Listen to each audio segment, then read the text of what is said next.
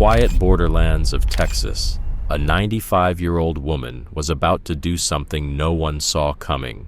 She was about to outsmart one of Mexico's most feared cartels. To the locals, Elena "Ellie" Stewart looked like just another elderly farmer, tending to her land a few miles from the Mexican border. But when the brutal Los Espectros cartel tried to intimidate her into giving up her farm, they made a critical mistake. Because what they didn't know was that this sweet-looking grandmother had once been one of America's most elite intelligence operatives, with over 100 missions behind enemy lines during World War II. When the threats escalated, Ellie made just 3 phone calls. That was all it took. Suddenly, the cartel wasn't facing a harmless old lady. They were up against a shadow network of more than 60 retired agents, special ops veterans, and intelligence minds she had trained and led across Europe and Asia decades ago. Led by Victor El Lobo Mendez, the cartel thought they were moving in on easy prey. Instead, they triggered one of the most precisely coordinated counter-operations the border region had ever seen. What started as a simple land grab turned into a full-blown tactical stand, driven by loyalty, justice, and a woman whose skills never faded. This is the true story of how a 95-year-old former spy turned her quiet ranch into a battleground, and reminded the world that the most dangerous opponent is never the one you expect. Quick pause. Before we dive deeper, tell us in the comments where in the world are you watching from. And if these stories inspire you, hit subscribe because tomorrow's episode is next level. The morning sun stretched shadows across Ellie Stewart's farm as she walked the fence line, her fingers grazing the tall wheat like she had for decades. At 95, her movements were slow but exact, the kind of precision that only comes from a life spent staying aware, staying sharp. In the distance, the border wall cut across the horizon, a steel reminder of how close 2 worlds really were. She reached her old Ford pickup, still running strong after all these years. Through the farmhouse window, she caught a glimpse of a photo, her late husband William in his CIA uniform, frozen in time with that quiet, knowing smile. The drive into town was muscle memory. Every bump in the road, every curve familiar. She passed Isabella's diner, the general store, the old church, and finally pulled into the gas station, where Mike's ancient pump still required a manual crank. "Morning, Mrs. Stewart," called Tommy, the young attendant. But something was off. His voice was tight. His smile didn't quite reach his eyes. "You all right, Tommy?" she asked, studying him like she used to study foreign assets. He hesitated. "Some guys were asking about you earlier. Black SUVs, tinted windows. Said they were looking to buy property nearby."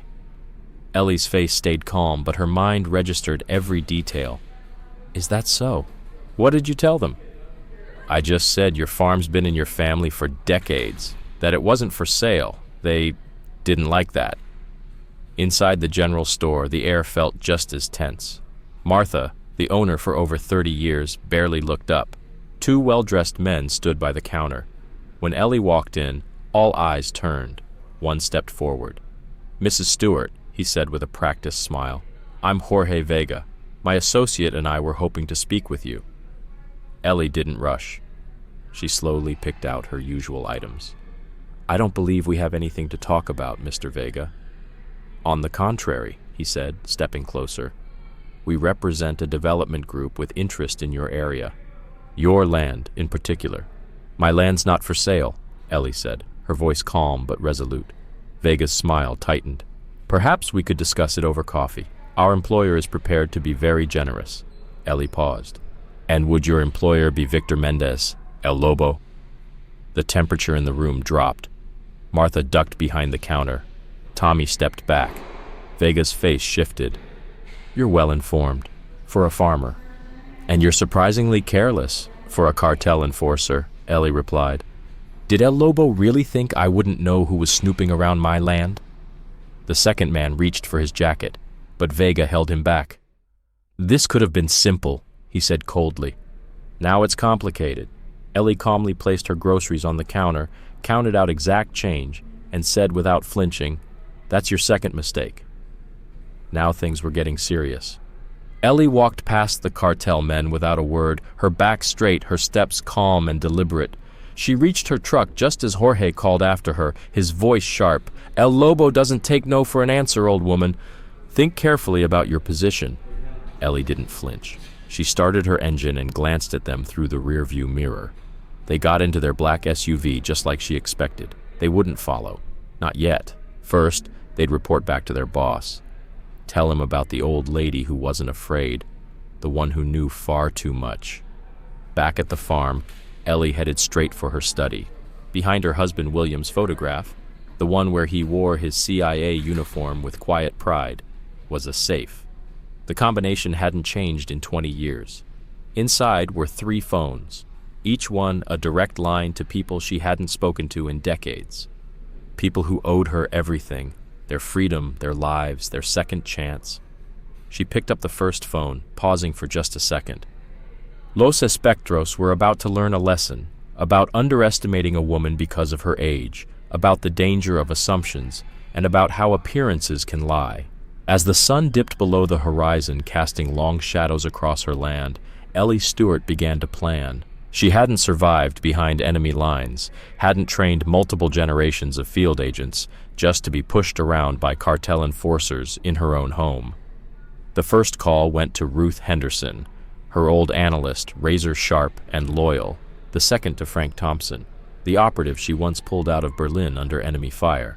And the third, that call would ignite something even Victor El Lobo Mendez couldn't stop. The war for Val Vista had begun, and Ellie had no intention of losing.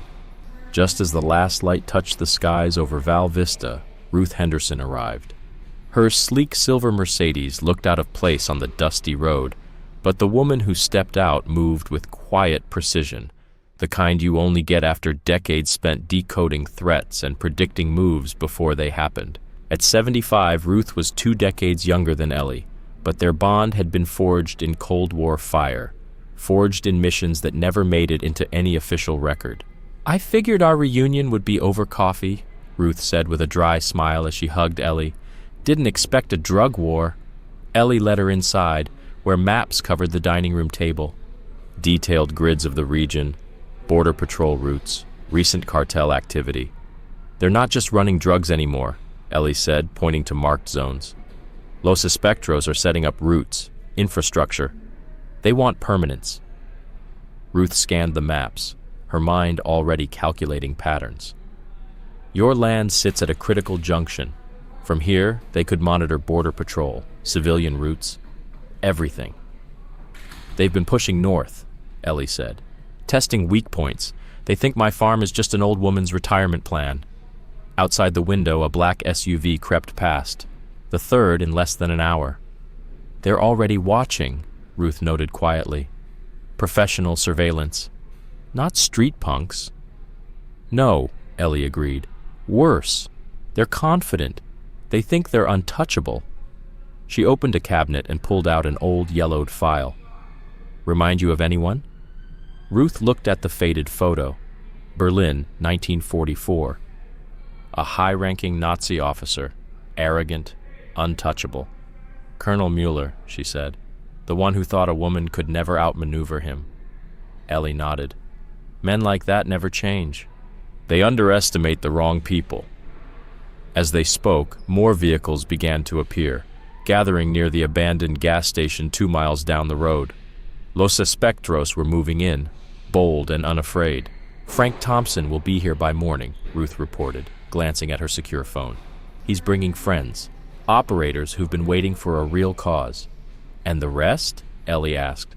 20 confirmed already," Ruth said. "All veterans.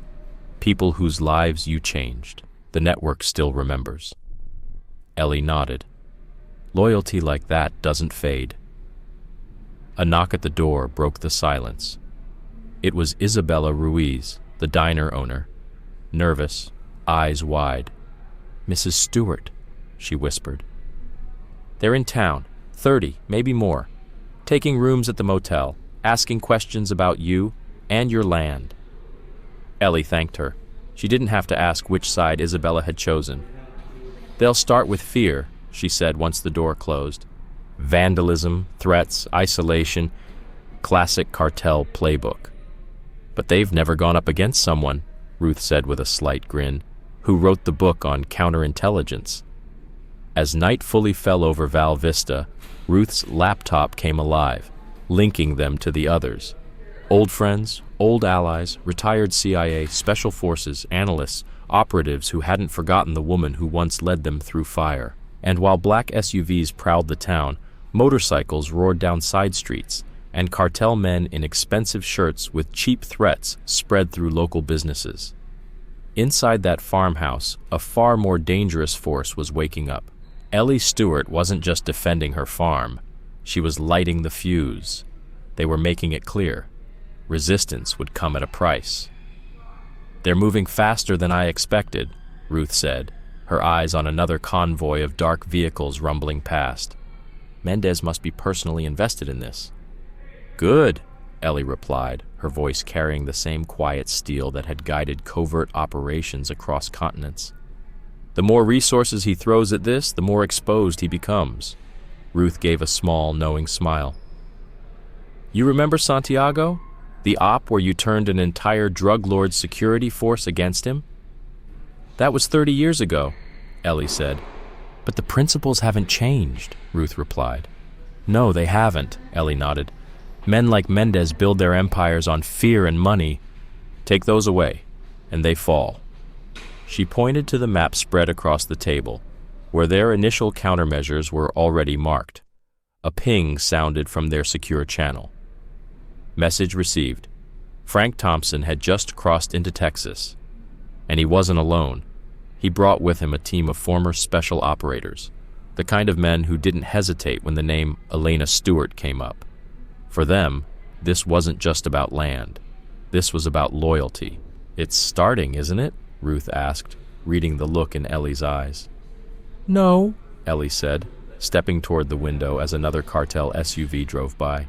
"It started the moment they thought this was just an old woman's farm. We're just setting the terms now." Outside, Val Vista had gone quiet. But it wasn't peace. It was the silence of a town holding its breath. The cartel had arrived like predators marking territory, believing they owned the night. What they didn't realize was that they had walked into a trap that had been decades in the making. A web spun by someone who'd made a career out of turning powerful men's strengths into their downfall. In the kitchen, Ellie poured coffee as Ruth monitored vehicle movements. Every action, every shift was being tracked. These next few days wouldn't just determine the future of Ellie's farm. They would decide the fate of the entire town. El Lobo and his men thought they were hunting easy prey. They were about to learn the difference between age and experience, between violence and strategy, between street thugs and trained professionals. "They'll make their first real move tonight," Ruth said, marking a new position on the map. "They'll want to send a message, something dramatic." "Let them," Ellie said calmly, already 3 steps ahead. "Every move they make reveals something. How they operate, who leads, where they're weak. By the time they figure it out, it'll be too late." As night fell fully over Val Vista, 2 forces prepared for war, one armed with arrogance and firepower, the other with history, loyalty, and strategy. Los Espectros thought they were seizing land. Instead, they'd enrolled in a masterclass, taught by the one teacher they should never have underestimated. Hey, if this story has you hooked, don't forget to hit that subscribe button. We've got more real-life thrillers just like this coming soon, and your support means the world. Now, let's get back to the story. The attack came right on schedule, midnight. 3 black SUVs pulled up to Ellie's front gate. Their headlights pierced the darkness. Men got out carrying gas cans and crude explosives, the cartel's signature warning to anyone who dared say no. What they didn't expect was that they were being watched. From the roof of the barn, a silent figure scanned them through military-grade night vision goggles. Frank Thompson was already in place. He'd arrived an hour earlier. His team, all ex-operatives, now lay in strategic positions around the property. 6 tangos at the north gate, Frank whispered into his radio. Standard cartel intimidation, amateur hour. The men at the gate were smug, casual. They'd done this before. Cut the chain, torch a barn, leave explosives as a calling card. One of them was halfway to the barn when the floodlights roared to life, flooding the property in blinding white. "Good evening, gentlemen." Ellie's voice rang out across the open yard. She stood on her porch, Ruth beside her. Both women calm, unshaken, their posture radiating authority. "I believe you're trespassing." The cartel men froze. The leader recovered first, pulling a pistol. "You should have taken the offer, old woman. Now we do this the hard way." Ellie didn't flinch. "The hard way," she replied, "is explaining to El Lobo how you lost 6 men on a simple scare job." Before he could answer, the sound of weapons being cocked echoed from the darkness. Dozens of them, surrounding the men, every angle covered.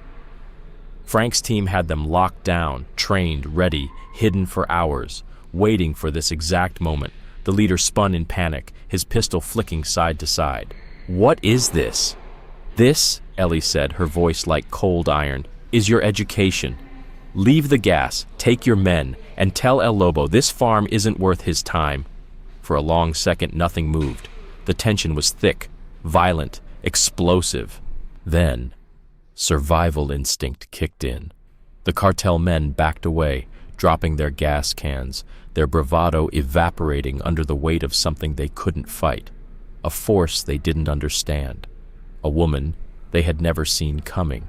The cartel men retreated, their bravado cracking, curses echoing into the night, tires spitting gravel as their SUVs tore down the road. "They'll be back," Frank said, stepping onto the porch beside Ellie. "More men. Better planning." "Of course they will," Ellie replied, her voice steady as ever. "And we'll be ready, but first they'll report back." And that's when the real game begins. Inside the house, Ruth sat by the radio array, headphones on, scanning local frequencies. "Sheriff Foster stopped 3 cartel vehicles just outside town," she reported. "They're trying to set up a staging area. Old Miller property." Ellie nodded, already visualizing the layout on the map. The Miller farm had been abandoned for years, but its location was perfect. From there, the cartel could watch the roads, monitor border patrol traffic, and move quietly.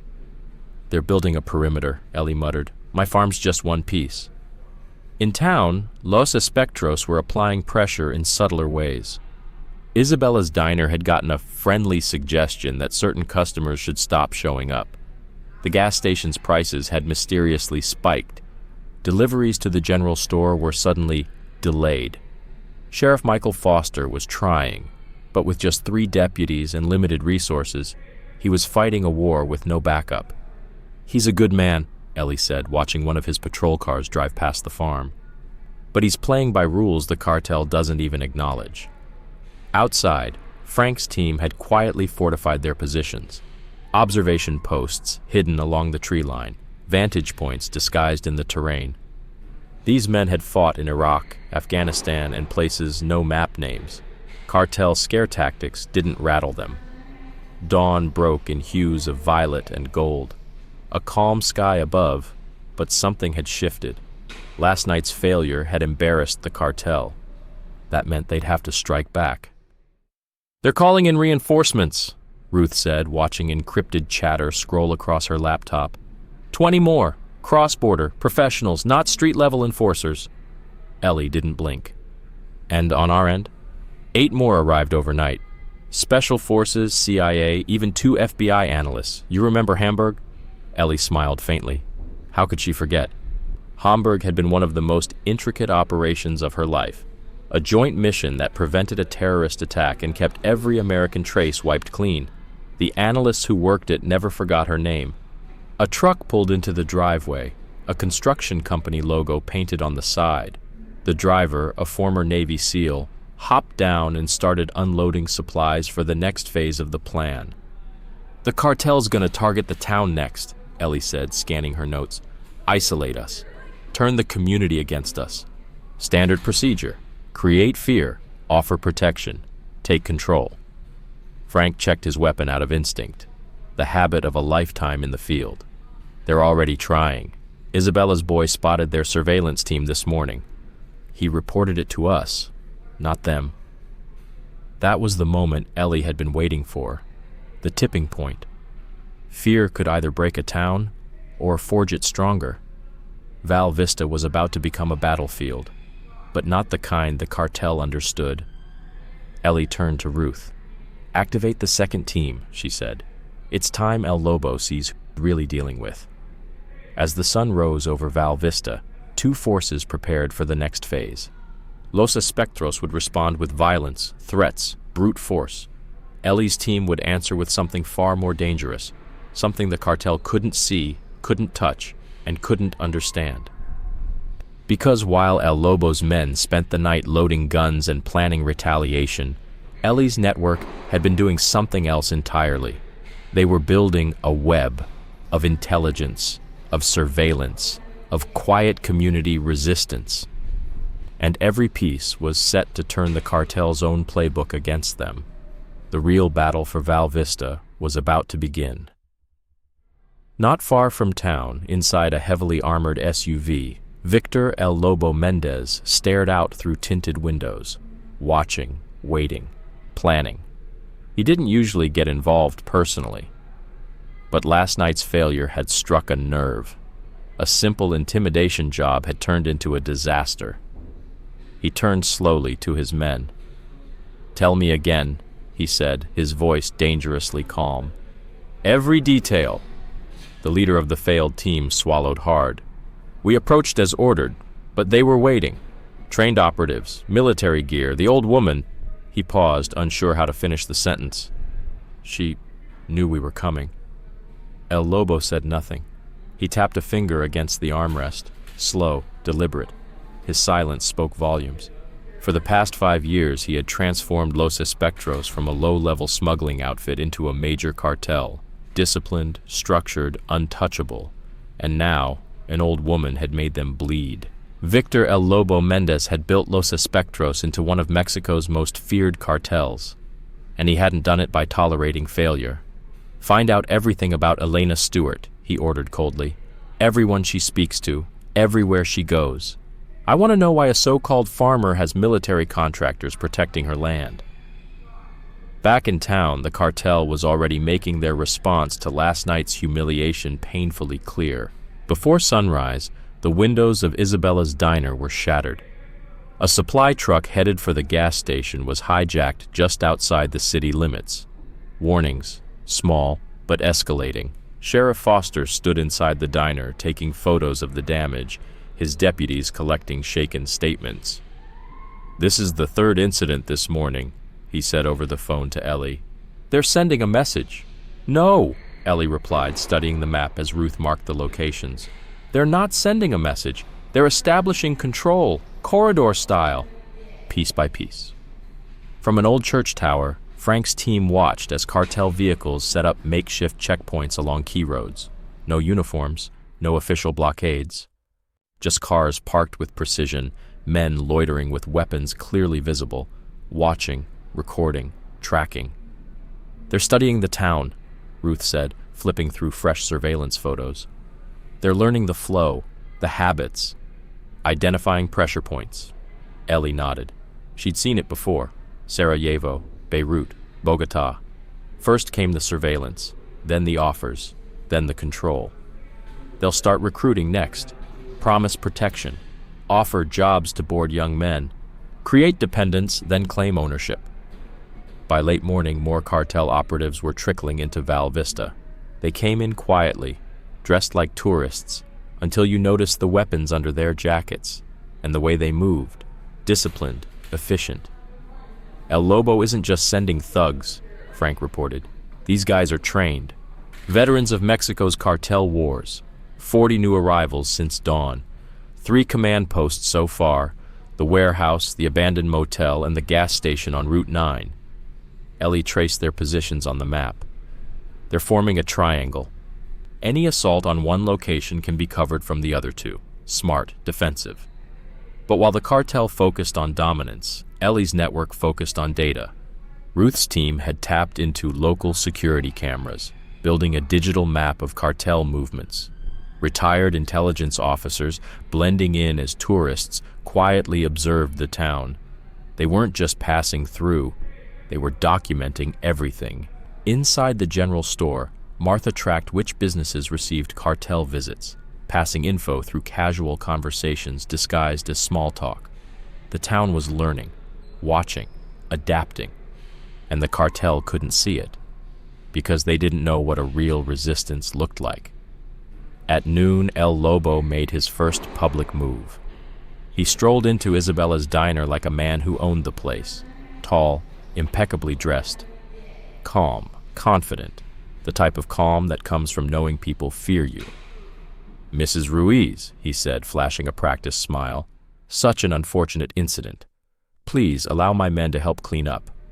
A gesture of goodwill.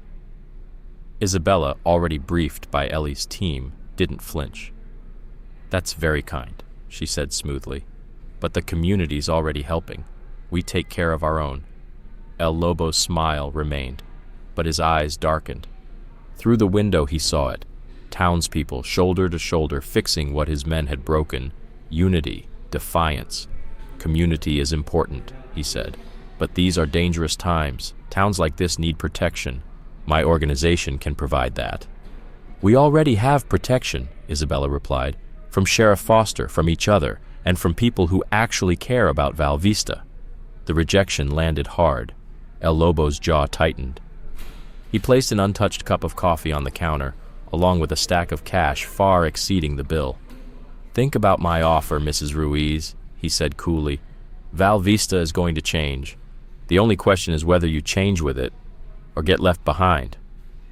From their hidden vantage points across town, Ellie's people watched every second. El Lobo was good, measured, charming, calculated. "He's done this before," Ruth noted, scanning the footage. "This isn't his first takeover." "No," Ellie agreed, "but it'll be his last." She turned to Frank, who was checking his team's gear. "Start phase 2, she said. "Let's show El Lobo what he's really walked into."